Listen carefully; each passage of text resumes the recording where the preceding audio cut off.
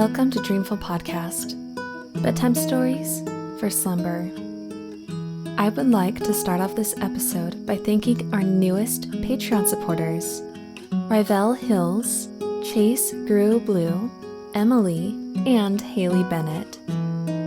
Thank you so much, and I hope you have the sweetest of dreams.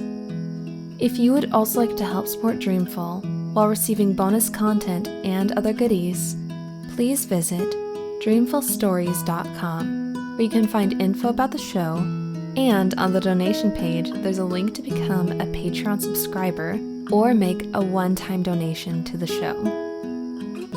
When I am having trouble with sleeping, it usually has a lot to do with mental health. That's why this episode is proudly sponsored by BetterHelp. BetterHelp will assess your needs with a quick and comprehensive survey and match you with your own licensed professional therapist. You can start communicating in under 24 hours in a safe and private online environment with the convenience of skipping an uncomfortable waiting room. I love that I can send a message to my counselor anytime and receive timely and thoughtful responses, plus schedule weekly video or phone sessions.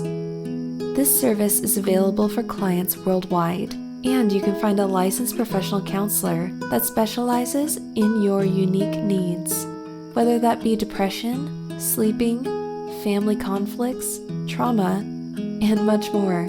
And best of all, it's more affordable than offline counseling, and financial aid is available.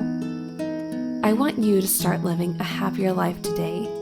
As a listener of Dreamful, you'll get 10% off your first month by visiting our sponsor at betterhelp.com/dreamful.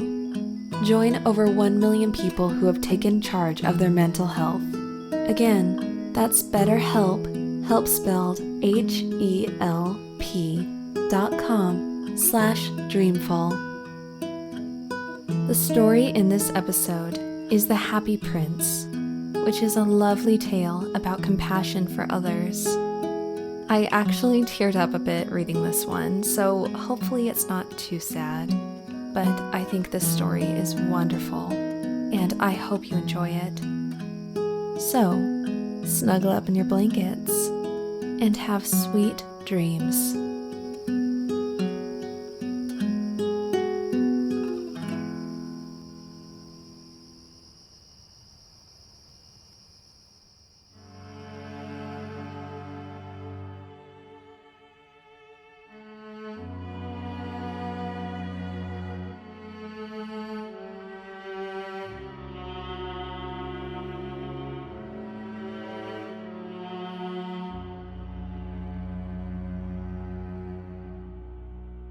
High above the city, on a tall column, stood the statue of the Happy Prince. He was gilded all over with thin leaves of fine gold. For eyes he had 2 bright sapphires, and a large red ruby glowed on his sword hilt. He was very much admired indeed. "He is as beautiful as a weathercock," remarked one of the town councillors, who wished to gain a reputation for having artistic tastes. "Only not quite so useful," he added, fearing lest people should think him unpractical, which he really was not. "Why can't you be like the Happy Prince?" asked a sensible mother of her little boy who was crying for the moon. "The Happy Prince never dreams of crying for anything." "I'm glad there is someone in the world who is quite happy," muttered a disappointed man as he gazed at the wonderful statue. "He looks just like an angel," said the charity children, as they came out of the cathedral in their bright scarlet cloaks and their clean white pinafores. "How do you know?" said the mathematical master. "You have never seen one." But we have in our dreams," answered the children. And the mathematical master frowned and looked very severe, for he did not approve of children dreaming. One night there flew over the city a little swallow. His friends had gone away to Egypt 6 weeks before, But he had stayed behind, for he was in love with the most beautiful reed. He had met her early in the spring, as he was flying down the river after a big yellow moth, and had been so attracted by her slender waist that he had stopped to talk to her. "Shall I love you?" said the swallow, who liked to come to the point at once, and the reed made him a low bow. So he flew round and round her, touching the water with his wings and making silver ripples. This was his courtship, and it lasted all through the summer. "It is a ridiculous attachment," twittered the other swallows. "She has no money and far too many relations." And indeed, the river was quite full of reeds. Then, when the autumn came, they all flew away.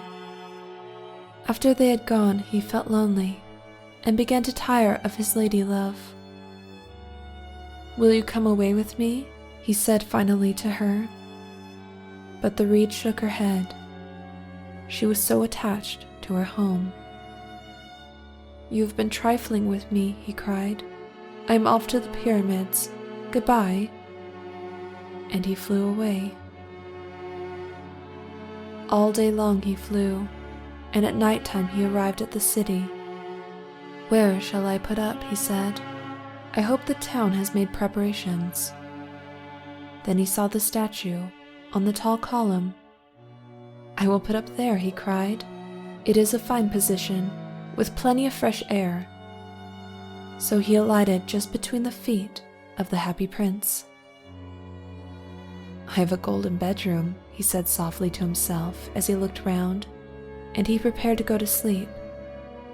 But just as he was putting his head under his wing, a large drop of water fell on him. "What a curious thing," he cried. "There is not a single cloud in the sky. The stars are quite clear and bright, and yet it is raining. The climate in the north of Europe is really dreadful. The reed used to like the rain, but that was merely her selfishness." Then another drop fell. "What is the use of a statue if it cannot keep the rain off?" he said. "I must look for a good chimney pot." And he determined to fly away. But before he had opened his wings, a third drop fell, and he looked up and saw the eyes of the happy prince were filled with tears, and tears were running down his golden cheeks.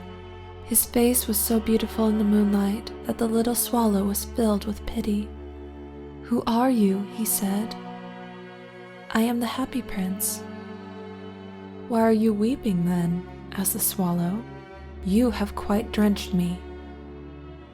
"When I was alive and had a human heart," answered the statue, "I did not know what tears were, for I lived in the palace of Sanssouci, where sorrow was not allowed to enter. In the daytime, I played with my companions in the garden, and in the evening, I led the dance in the great hall. Round the garden ran a very lofty wall, but I never cared to ask what lay beyond it. Everything about me was so beautiful.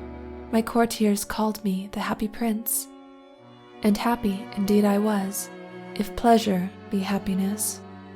So I lived, and so I died. And now that I am dead, they have set me up here so high that I can see all the ugliness and all the misery of my city. And though my heart is made of lead, I cannot choose but to weep." "What, is he not solid gold?" said the swallow to himself. "Far away," continued the statue in a low musical voice, "far away in a little street, there is a poor house. One of the windows is open, and through it I can see a woman seated at a table. Her face is thin and worn, and she has coarse red hands, all pricked by the needle, for she is a seamstress. She is embroidering passion flowers on a satin gown for the loveliest of the queen's maids of honor. In a bed in the corner of the room, her little boy is lying ill. He has a fever and is asking for oranges. His mother has nothing to give him but river water, so he is crying. Swallow, swallow, little swallow, will you not bring her the ruby out of my sword hilt? My feet are fastened to this pedestal, and I cannot move. I am waited for in Egypt, said the swallow. My friends are flying up and down the Nile and talking to the large lotus flowers. Soon they will go to sleep in the tomb of the great king. The king is there himself in his painted coffin. He is wrapped in yellow linen and embalmed with spices. Round his neck is a chain of pale green jade, and his hands are like withered leaves. Swallow, swallow, little swallow, said the prince. Will you not stay with me for one night and be my messenger? The boy is so thirsty, and the mother so sad. I don't think I like boys, answered the swallow. Last summer when I was staying on the river, there were 2 rude boys, the miller's sons, who were always throwing stones at me. They never hit me, of course. We swallows fly far too well for that. And besides, I come of a family famous for its agility. But still, it was a mark of disrespect. But the happy prince looked so sad that the little swallow was sorry. It is very cold here, he said, but I will stay with you for one night and be your messenger. Thank you, little swallow, said the prince. So the swallow picked out the great ruby from the prince's sword and flew away with it in his beak over the roofs of the town. He passed by the cathedral tower where the white marble angels were sculptured. He passed by the palace and heard the sound of dancing. A beautiful girl came out on the balcony with her lover. How wonderful the stars are, he said to her, and how wonderful is the power of love. I hope my dress will be ready in time for the state ball, she answered. I have ordered passion flowers to be embroidered on it, but the seamstresses are so lazy. He passed over the river and saw the lanterns hanging to the masts of the ships. He passed over the ghetto and saw the old men bargaining with each other and weighing out money in copper scales. At last he came to the poor house and looked in. The boy was tossing feverishly on his bed, and the mother had fallen asleep. She was so tired. In he hopped and laid the great ruby on the table beside the woman's thimble. Then he flew gently round the bed, fanning the boy's forehead with his wings. How cool I feel, said the boy. I must be getting better. And he sank into a delicious slumber. Then the swallow flew back to the happy prince and told him what he had done. It is curious, he remarked, but I feel quite warm now, although it is so cold. That is because you have done a good action, said the prince. And the little swallow began to think, and then he fell asleep. Thinking always made him sleepy.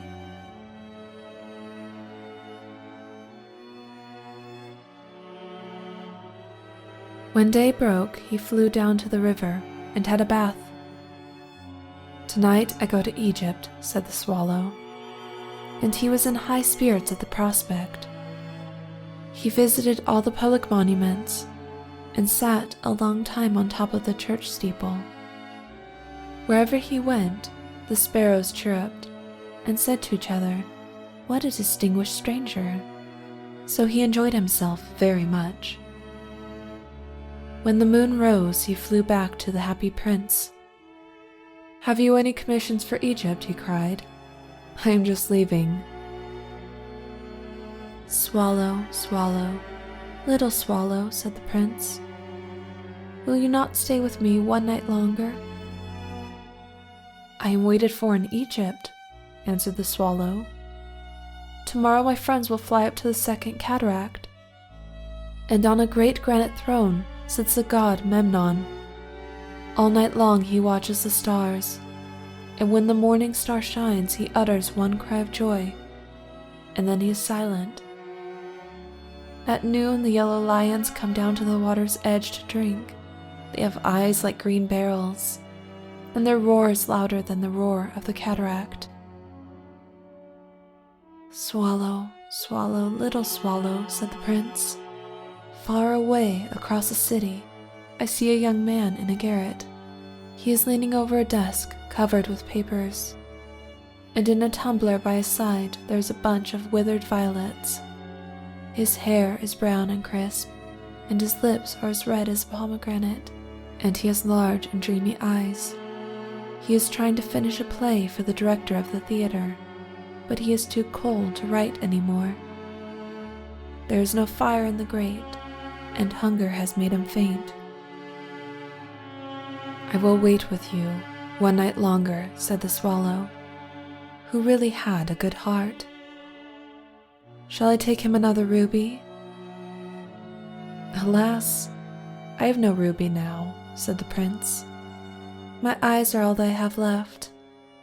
They are made of rare sapphires which were brought out of India 1,000 years ago. Pluck out one of them and take it to him. He will sell it to the jeweler and buy food and firewood and finish his play." "Dear prince," said the swallow, "I cannot do that." And he began to weep. "Swallow, swallow, little swallow," said the prince. "Do as I command you." So the swallow plucked out the prince's eye and flew away to the student's garret. It was easy enough to get in, as there was a hole in the roof. Through this he darted and came into the room. The young man had his head buried in his hands, so he did not hear the flutter of the bird's wings. And when he looked up, he found the beautiful sapphire lying on the withered violets. "I am beginning to be appreciated," he cried. "This is from some great admirer. Now I can finish my play." And he looked quite happy.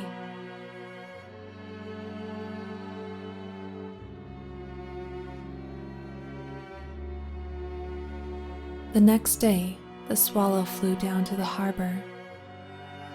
He sat on the mast of a large vessel and watched the sailors hauling big chests out of the hold with ropes. "Heave ahoy," they shouted as each chest came up. "I am going to Egypt," cried the swallow. But nobody minded, and when the moon rose, he flew back to the happy prince. "I am come to bid you goodbye," he cried. "Swallow, swallow, little swallow," said the prince. "Will you not stay with me one night longer?" "It is winter," answered the swallow, "and the chill snow will soon be here. In Egypt the sun is warm on the green palm trees, and the crocodiles lie in the mud and look lazily about them. My companions are building a nest in the temple, and the pink and white doves are watching them and cooing to each other. Dear prince, I must leave you, but I will never forget you. And next spring I will bring you back 2 beautiful jewels in place of those you have given away. The ruby shall be redder than a red rose, and the sapphire shall be as blue as the great sea." "In the square below," said the happy prince, "there stands a little match girl. She has let her matches fall in the gutter, and they are all spoiled. Her father will be angry if she does not bring home some money, and she is crying.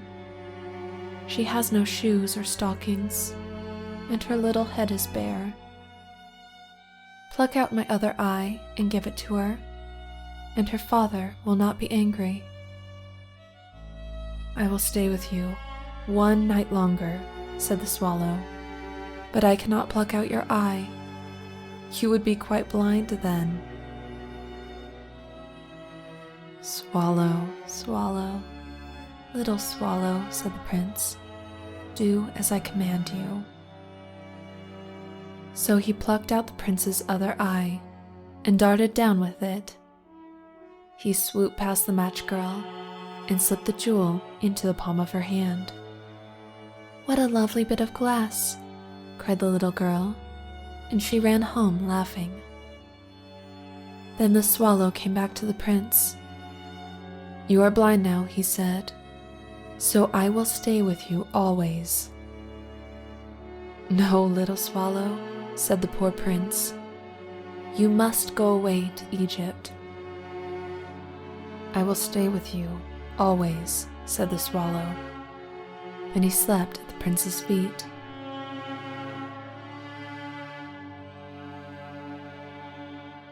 All the next day he sat on the prince's shoulder and told him stories of what he had seen in strange lands. He told him of the red ibises who stand in long rows on the banks of the Nile and catch goldfish in their beaks, of the Sphinx, who is as old as the world itself and lives in the desert and knows everything, of the merchants who walk slowly by the side of their camels, of the king of the mountains of the moon, who is as black as ebony and worships a large crystal, of the great green snake that sleeps in a palm tree and has 20 priests to feed it with honey cakes, and of the pygmies who sail over a big lake on large flat leaves and are always at war with the butterflies. "Dear little swallow," said the prince, "you tell me of marvelous things, but more marvelous than anything is the suffering of men and of women. There is no mystery so great as misery. Fly over my city, little swallow, and tell me what you see there." So the swallow flew over the great city and saw the rich making merry in their beautiful houses, while the beggars were sitting at the gates. He flew into dark lanes and saw the white faces of starving children looking out listlessly at the black streets. Then he flew back and told the prince what he had seen. "I am covered with fine gold," said the prince. "You must take it off, leaf by leaf, and give it to my poor. The living always think that gold can make them happy." Leaf after leaf of the fine gold the swallow picked off, till the happy prince looked quite dull and gray. Leaf after leaf of the fine gold he brought to the poor, and the children's faces grew rosier, and they laughed and played games in the street. "We have bread now," they cried.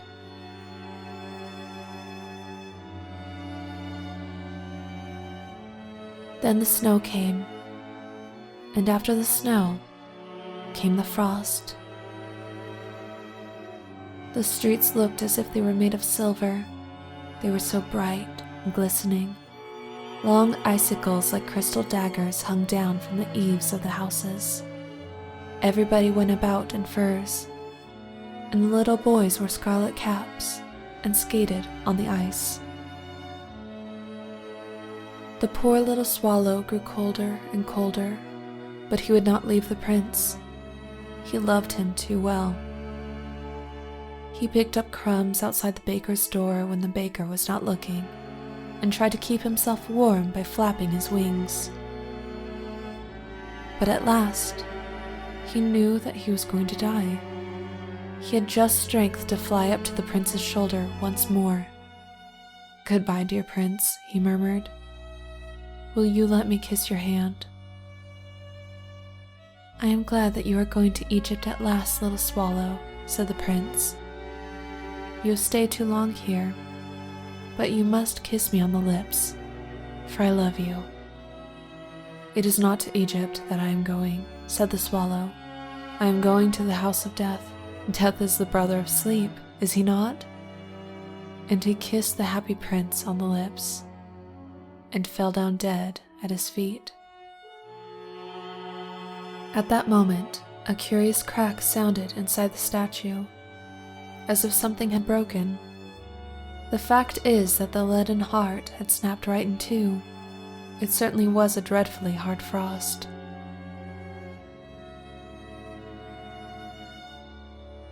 Early the next morning, the mayor was walking in the square below in company with the town councilors.